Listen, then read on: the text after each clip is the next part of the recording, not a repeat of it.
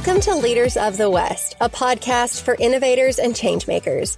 I'm your host, Jessie Jarvis, the founder of the West, and I'm sitting down with agriculturalists, entrepreneurs, executives, and everyone in between with the goal of digging into the strategies, mindsets, and lessons that have been crucial to the success of ag and Western.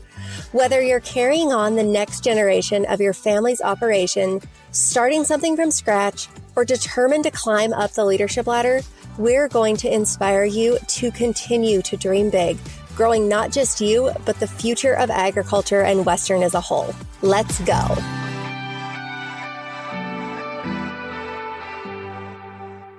Welcome to this week's episode of Leaders of the West. Okay, I am excited about today's episode. I'm excited about every episode, but today we're sitting down with Trey Wasserburger. Trey and his wife, Dayna, own TD Angus in North Platte, Nebraska. Trey is also a co-founder and co-owner of Sustainable Beef, an upcoming processing plant in North Platte, Nebraska that will launch in 2025 in partnership with Walmart. One thing I do want to mention about today's interview is the audio is a little funny.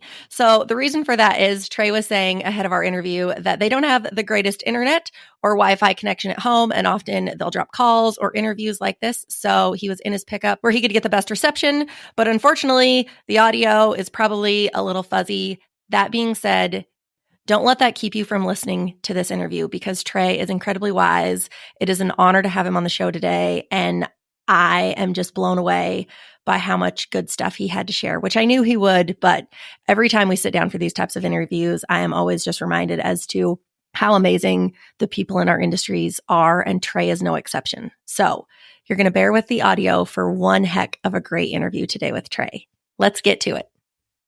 Well, welcome to today's episode, you guys, of Leaders of the West. And I am so excited to be sitting down with Trey Wasserburger. As you guys heard in our introduction of him, he is one hell of a go-getter when it comes to the livestock industry and a continued innovator. So, Trey, let's just get right to it. Can you tell us a little bit about yourself, how you grew up, and where you're at now? Yes, ma'am. Thanks for having me on. Trey Wasserburger, raised and born in Gillette, Wyoming. And went to school at the University of Wyoming, met my wife. We came down here to North Platte, Nebraska, to the land of grass and water. And we took over Bill Rischel's registered outfit, Rischel Angus, perennial Angus herd here that's been in the business 40, 50 years. Really developmental and certified Angus beef platform. And we're involved in the family feedlot down here as well, and involved in Sustainable Beef, the beef packing plant here in North Platte. Okay, I'm gonna say this right now. You're not necessarily giving yourself enough credit because that's a pretty brief overview of the fact that you guys do a lot of stuff and you do a lot of stuff very well. So let's kick things off. You purchased someone else's family ranch. How did that opportunity present itself? And do you feel connected to it like you would your own family's ranch? Oh, that's a great question. We're very, very blessed. Everything's about timing in agriculture, I've learned, and especially in the business. In 2012, I turned out a bunch of yearlings. I didn't even walk in college. I went and turned out yearlings, and it was really my biggest, splash into the business. Well, if you mentioned 2012 to a producer today, you mentioned the giant drought that actually just swallowed up the West. And I went broke my first time, completely. Had nothing. Worse than that, I was in a pile of debt. Came down here to help my father-in-law, my wife's dad. And he's like, why don't you come down and wean calves for me? And we weaned a bunch of calves on wheat, and I kind of clawed my way out of debt, calved a lot of heifers, did it the old-fashioned way. And my banker in town, the president of First National Bank in North Platte, Greg Wilkie, kind of took a liking to me, what I was doing, and, hard work and resiliency, and both wrestlers too. And he just likes my mentality of the no quit, never back down mentality. And he loaned me my first dollar again, and he introduced me to Bill Rischel and Bill and Barb Rischel, and they had 3 daughters, and they were kind of wanting to do a transition, and I'd never been in the registered Angus herd business at all. We kind of clicked. I liked the cattle. I liked the feeder cattle, especially that were associated with them that I had some knowledge with in the feed yard. And away we went. Yeah, now, it's really cool. Like Wasserburger name's a perennial name up in northeastern Wyoming. There's a lot of us and a lot of boys. And my dad was the youngest son of 4 boys, and I'm the youngest son of his. So there wasn't a lot of room for me, and that's okay. But now I couldn't imagine life anywhere else. And, water and a moderate climate, and the beef business is right here. It's the epicenter for beef. Cattle and corn are raised and manufactured here. So yeah, I can't imagine life anywhere else, really. And when was that? Was that 2016, 2017 when you guys purchased the ranch? We bought the cows in 2016, and then we bought the ranch in 2017. And lock, stock, and barrel, we bought herd bulls, the scoop shovels. I mean, $1 million semen sellers to, that old, broken handled axe over there. I mean, we bought it all, and Bill kind of helped me walk through it. And it was all in house too. It was all inside the bank. Greg Wilkie and Chance Schilling at FMBO did it all. No realtors, no attorneys. It was a 2-page document, and it was the start to an awesome, I've spoken at UNL, University of Wyoming, on generational transitioning, and there's a lot of that going to happen. It's going to be the largest transition of wealth in the next 10 years. And we've kind of built a prototype on how to do it, not just for the seller, but also the buyer as well, tax purposes wise. It was a beautiful, beautiful arrangement. Yeah, we're on year 6. Our agreement is over, and we're still best friends. I talked to him yesterday, and he's still my mentor, and I'm very, very blessed to have them a part of our life for sure. Okay, so in the last basically 6 years, although I know 17 to 24 is 7 years. So if anybody wants to say that I can't do math, but we just started this, and it's not like you've done a bunch in the first month of 2024. But you guys have a purebred operation with 2 sales a year. You have a calf buyback program, a feed test, AI breeding services. You're in the process of building a state-of-the-art processing facility in partnership with Walmart. You guys have done a lot in 7 years. How do you make that happen? I get that question a lot. Young men and women are like, how do I get started in ag? And I always tell them, just like I tell my children this too, like, you guys are so blessed because it's so consolidated in ag now that, when Dad came home, there was so much competition. Everybody came home, and the 80s kind of broke them of that. And then every decade that goes, we have less and less kids coming into rural America. All you really got to do, and Joe Goggins, who's a mentor of mine also in Billings, Montana, told me, he said, Trey, all you got to do is just outwork them. And they're right. I mean, I heard this the other day with Dayna White. If these kids are even remotely savage, they will run over their competition, because it's just, the competition is just not there. All you got to do is outwork them and get with a mentor. And I can't express that enough. Like, I'm learning that with, you said it, with my partnership Walmart, that corporations don't share secrets. They just don't. It's all in-house, and to get into those walls is tough. Ag's not that way. I mean, I have 5 mentors in every aspect of the industry. Bill Rischel at the seedstock level, my father-in-law, Kirk Olson at the feeder level, Bill Rupp at John Keating, Bill Rupp for sure, former CEO of JBS at Cargill, who's my partner in the packing plant. And then I have a financial friend as well in Walmart, and a beef business guy in Walmart. So I have mentors in all aspects of the business, and I can call them at any time and they answer. And that's because I've proven that I will outwork them, and I am worthy. And it's free. They gave me this information for free. They're like, here you go. This is how I did it. Maybe try this. I mean, I bought a turnkey registered Angus outfit. I had 400 registered cows, never owned one. We went from selling 120 bulls. We're selling over 500 in 7 years now.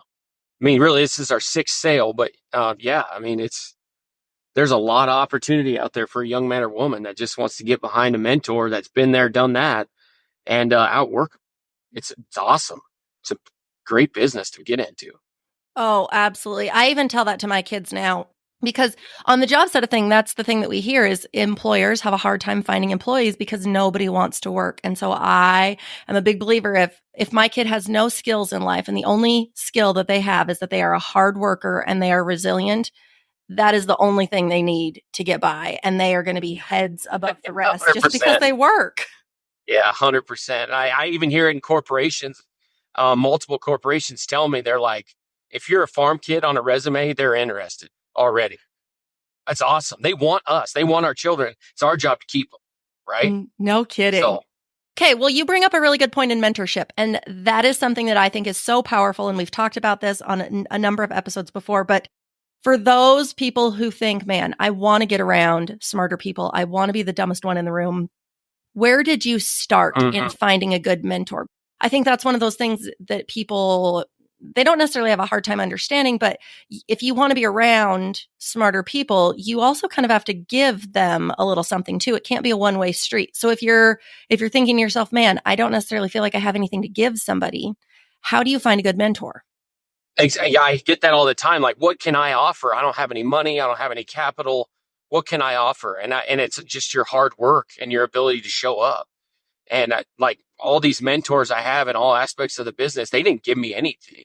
I had to earn it. You got to understand, they're in their 60s, some 70s today, and they don't have the physical capacity to go out there and cab those heifers to build that fence. And it takes years to develop that mentorship kind of relationship. But if you bring to the table what they don't have, which is hard work and physical attributes, they'll give you their mental capacity for free. And I've told thousands of kids that just outwork them, do what they can't do, and they will give you the kitchen sink. And it's a beautiful relationship, and it's a healthy relationship, just like a marriage. You got to work together. You got to bring something to the table. The other one that, strengths and weaknesses. And my weakness is I don't have a lot of experience. But you know what? I can call Bill Rupp today and say, hey, tell me what the feed additives and pros and cons of feeding paunch. I've never fed paunch out of the packing plant. Never worked in a packing plant in my life. Now I'm an owner in one. And he's like, this bang, bang, bang. I don't really know, but I'm going to put you in touch with a feeder who's done it. Next thing you know, we've got a TMR ration made out for paunch. It was, and in 2 phone calls.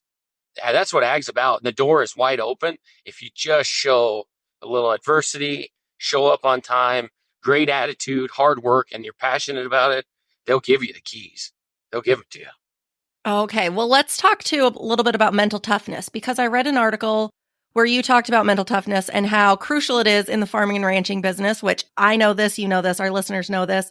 But how are ways that you have been able to really build and strengthen that muscle? Because it is so crucial to success in our industries.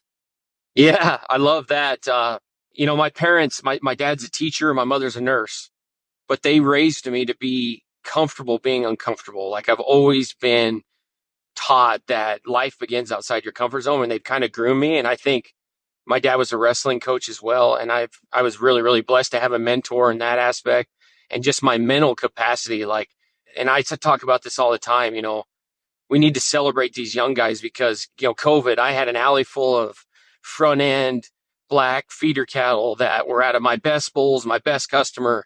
And in June of 2020, I couldn't sell them. And it ruined my 4th of July holiday. That was the birth of sustainable beef and wanting to be involved. They don't see us going to the 40th floor at FMBO and begging for mercy, saying, just give me one more try. Or, I'm going to tell you, last week, we're calving 500 head right now, registered cows. I went out at 2:00 in the morning, talked to my night man, and he was just broke. And I said, what's going on? It was -30 wind chills. And there's a 2-year-old heifer born out of our embryo program, so nothing more expensive than her, and she's standing over a dead calf. And it breaks a guy. But you have to have a short-term memory and have the audacity and resiliency to swallow it and move on. I mean, I attribute everything to my mental toughness because I've been broke twice. And what's the worst that can happen? Bankruptcy? And people just think life's over at that point. No, it's not. You just, you failed, but that doesn't mean you're going to succeed at all. And our group with Sustainable Beef and the beef packing plant, there's many involved that have failed to build a packing plant in their lifetime. Many of them. This one actually worked. They had the mental tenacity to continue to plug through it and follow their goals and be passionate about it, outwork them, and good things happen when you don't quit, period. I mean, this is not an easy business. A lot of it's out of your control. Mother Nature and Father Time are undefeated. They are, and you're not going to beat them. And they dictate a lot of your bottom line. And that's just something you got to put into grasp. Be a good manager, be a good operator. And it just seems like if you put in the time and the effort, good things happen. So. Oh man. And I will add to that. Sometimes I think the hardest things or what you see as your deepest, darkest lows, they come right before you're actually going to reach the peak. And if you can just keep going, that is when you're going to be able to take a minute and celebrate your win. But it always seems to be that way for us anyways.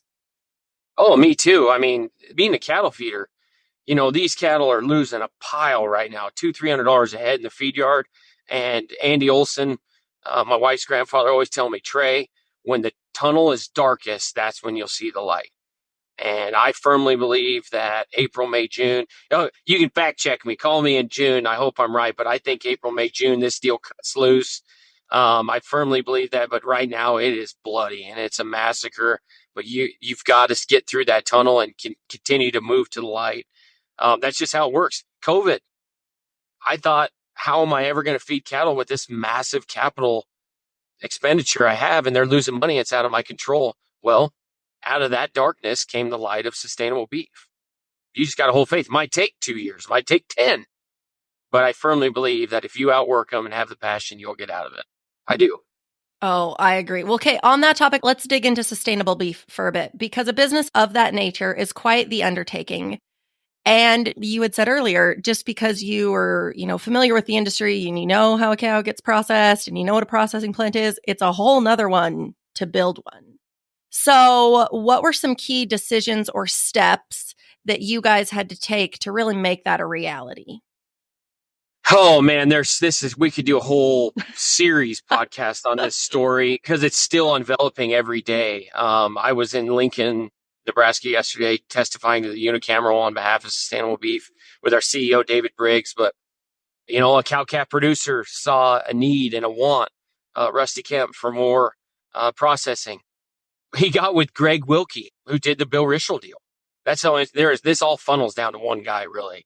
Greg Wilkie opened up his Rolodex, says, you need to meet this, this, this, and this. Well, we were one of those people. We all got in the same room, decided we could do this. And the big deal was we went to the city of North Platte, my hometown. And our first meeting, Jesse, they said, we have a spot. We have your site. We're like, what? The Lapisotis family tried to build one in western Nebraska, never got a site. A lot of rural communities are not welcoming to growth and doing different things, not doing the way Dad did it. North Platte had the intuition to say, we need this. We have a declining population. Our schools are getting smaller and smaller. We're thinking about shutting some down. We need to start growing. This is a huge economic impact. We want it. Okay, so we got the site. Next, cattle. We got 3 cattle feeding families involved.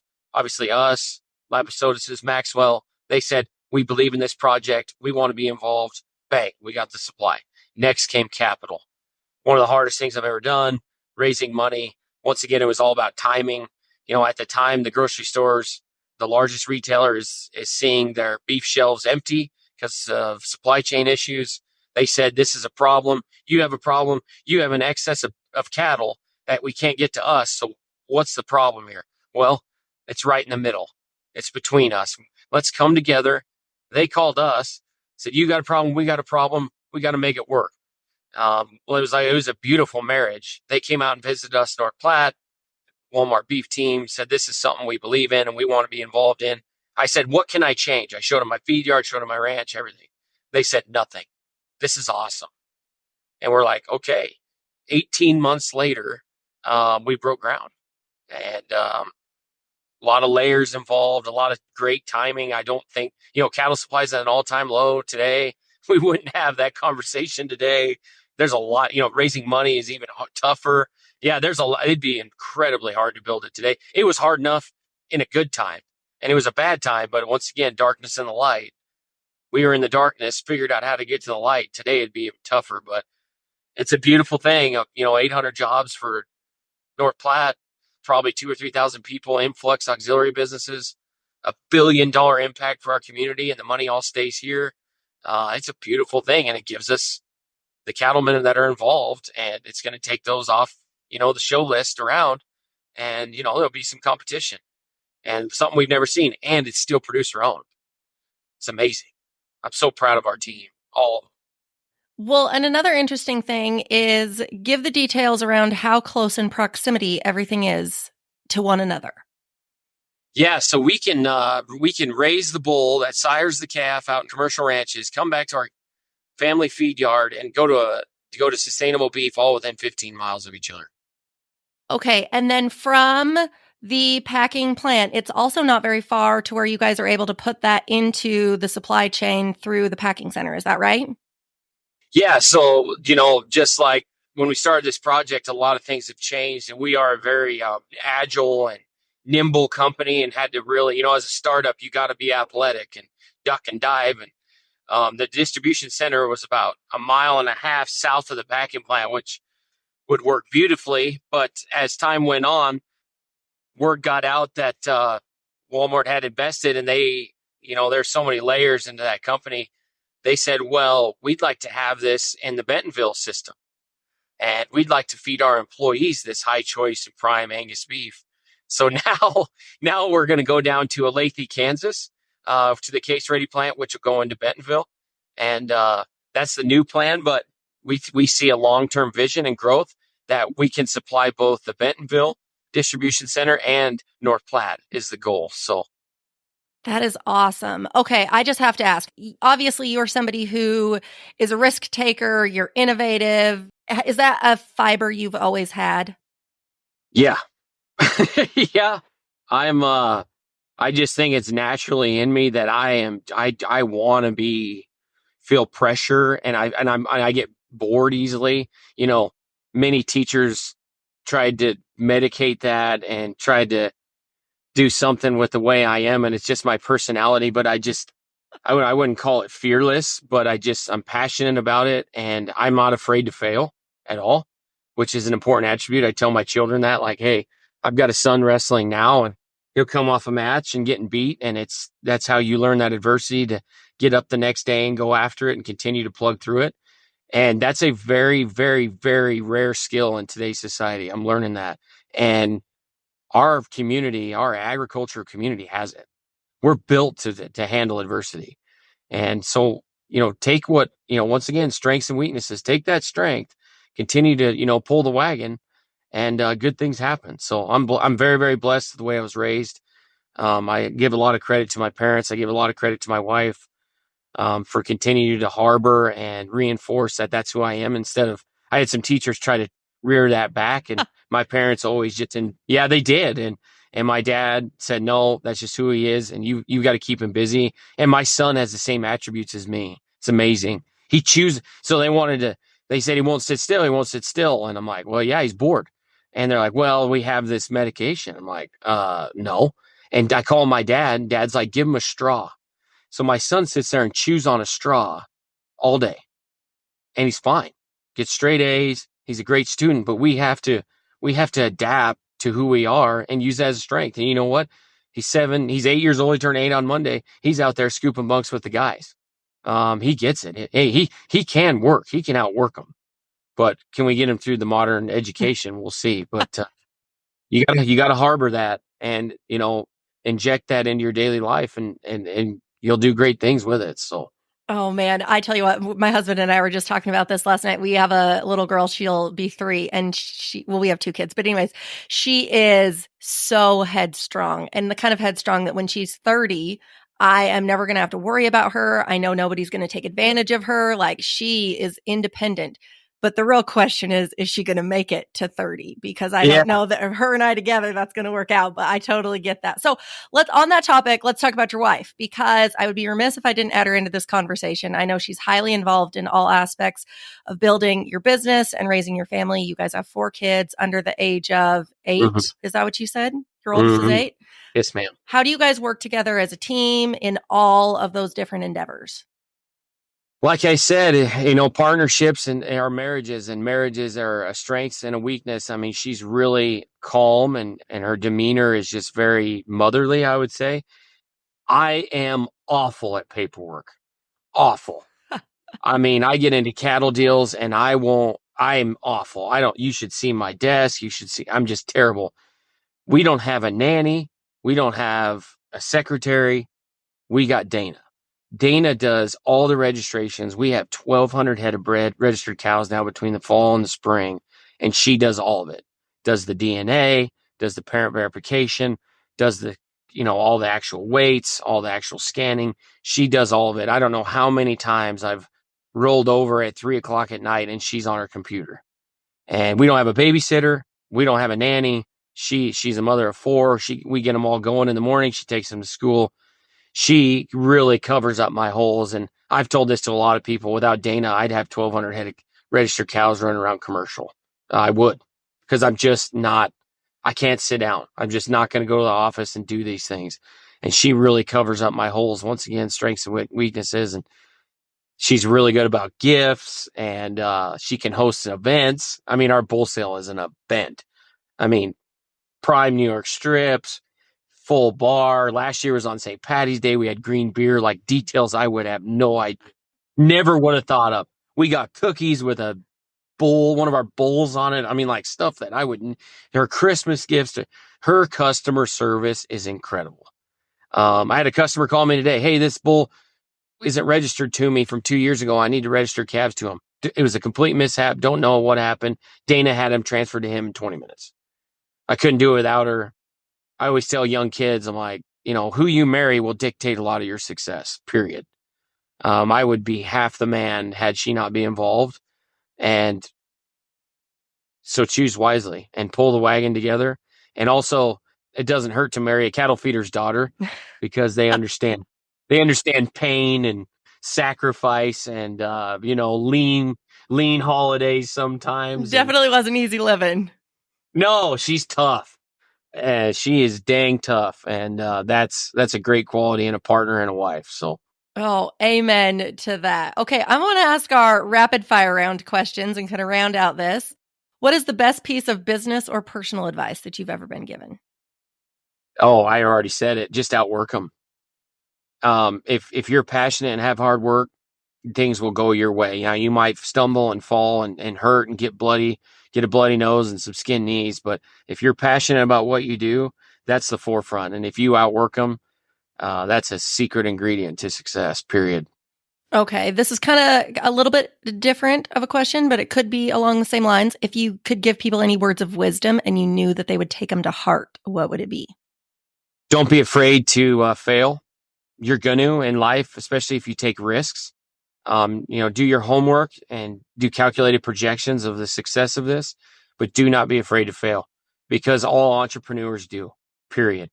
I watched a podcast the other day with Elon Musk and they're like, why are you trying to go to Mars? You've had billion-dollar rockets blow up in front of your eyes. And why is this so important to you to go to Mars? And he said, because I'm passionate about it. And if I'm passionate about it, I'll see it through. And that hit me like a rock. And so I hope it hits. Good. Yeah. Sustainable beef. Period. I'm passionate about it and I'll see it through. Okay. If you could go to dinner with anybody dead or alive, who would you pick? Oh my gosh. I got to pick one? Yeah. I'll let you pick one of each. How about that? Okay. I'm reading a really cool book right now called Never Back Down. And it's really hard to get, but it's about Bob Gotch. And he, one of the perennial cattle feeders that kind of started high volume cattle feeding in Nebraska. And I would kill to have dinner with him. I'm about halfway through the book and I just can't hardly put it down. So he'd be my passed away, Bob Gotch. Oh, alive. I've met Donald Trump Jr. and I really, really liked him. I did. I really enjoyed him. I got to spend a couple hours with him and talk hunting and cattle. And I really, really enjoyed that. So I would love, now I'm probably going to get some arrows for this, but I would love to sit down Donald Trump over dinner and just let him non-filter. I would love that because I think he gets held back a little bit. And I think he's got a lot to teach a guy. He'd be a great mentor. I would love to sit down at dinner with Donald Trump. Now, I don't agree with him all the time, but I would love that. Those are good. Here's the other thing, though, I will say that I think is important, too, is because you just said that you don't always agree with him. And I think there's a lot that can be said about you still take people for the good and their successes, and you want to peel that part and leave the rest. You don't have to be all in on something. So I love that. Yeah, for sure. We disagree on immigration and some other issues and fiscal conservatism. I don't think, and so it'd be great. Yeah, it'd be hopefully he wouldn't kick me out, but it'd be a great dinner. So we'd have a steak for sure. Oh, absolutely. Okay, what's one quote that you lead your life by? Oh, geez, that's a tough one. I've got a bunch of them. Joe Goggins got a good one. My quote is, it's one word, and we use it all the time, and that's just fearless. And be calculated, be smart about your tactical moves, but be fearless. And We are. And if you're going to be in this business, you're going to have that. You're going to have to be fearless because Mother Nature is going to throw some things at your ranch, supply chain issues, the just political environment, the economy, things well out of our control. But you got to be fearless and plug through it and get back up and go to work and grab that handle and go to scooping the next day. So, ooh, I like that. Okay, and then last question, favorite things. Do you have a favorite book, podcast, a program, maybe like a life hack other than marry a badass? I mean, I think that's kind of your life hack, but something that's changed your life in some way that more people need to know about. I think a lot of young men and women have trouble getting started in agriculture because it's risky and it takes so much capital to get involved. Your banker relationship is huge. I've said this multiple times. I think your banker relationship is every bit as important as your spouse because they're your partner. And one day you're going to have to go into them and say, I'm in trouble. I'm in a bind. Here's the keys of the ranch. If you want to take it, take it. You help me get into this. We're partners for life. You got to help me get out of it. And I think that's huge. And I do really going down the Jordan Peterson rabbit hole right now. And I love it. Like this carnivore diet thing is amazing. And the people saying, oh, I'm getting off insulin and I'm getting off diabetes and hypertension and all this beautiful aspects of just eating beef, salt, and water. So I'm falling down that rabbit hole right now. What an amazing propaganda we're putting out for the beef industry right now. It's great for health. It's great. Those were all, I mean, well, not that I had any doubts, but those are all awesome answers. Okay. One thing that we didn't mention, you have a podcast. So if people want to listen to that, where can they find it? What's it called? Yeah, I started, I love podcasts. Once again, this is free knowledge, guys. I mean, you can download the app and Spotify and there's all this content that you can click on a button away. You know, tractors have Bluetooth today. There's Elon Musk talks about that's in a podcast. You want to learn a second language? Go to YouTube.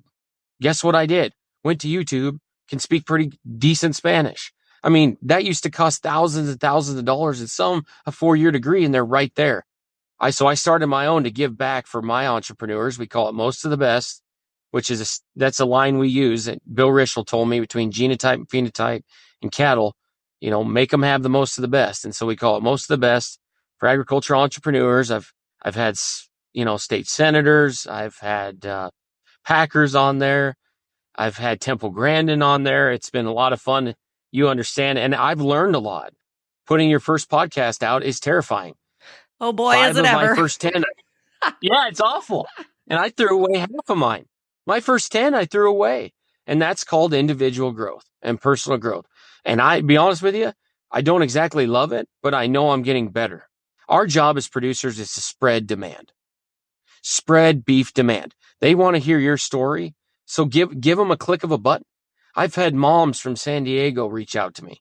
Man, my son has autism. Your podcast with Temple Grandin was amazing. I'm like, that's why we do it.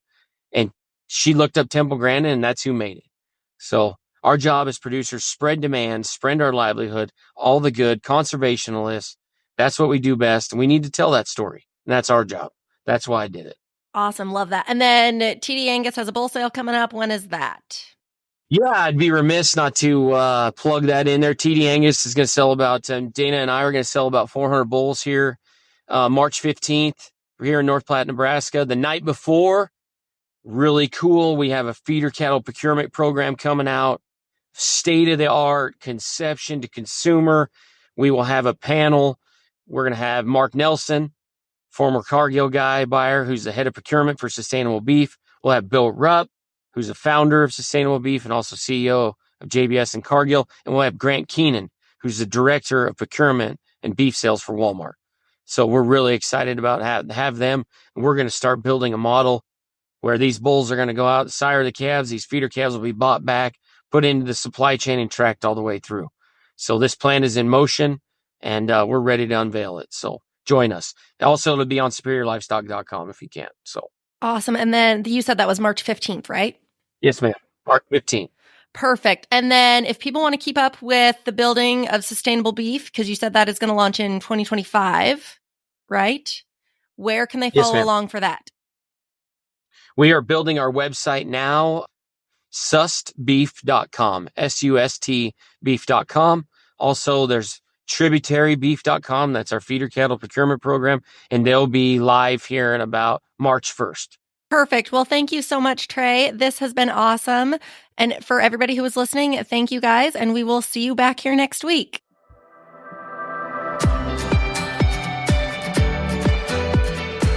If you loved this episode, do us a favor and share it with someone else who might find just as much value in it as you did. We're on a mission to continue to grow and strengthen the future of agriculture and Western industries, and you spreading the word helps us make more of a positive impact. It also makes a big difference when you take a minute to go rate and review the show. We can't thank you enough for listening, for sharing, and for loving Ag and Western as much as we do. We'll see you back here for our next episode.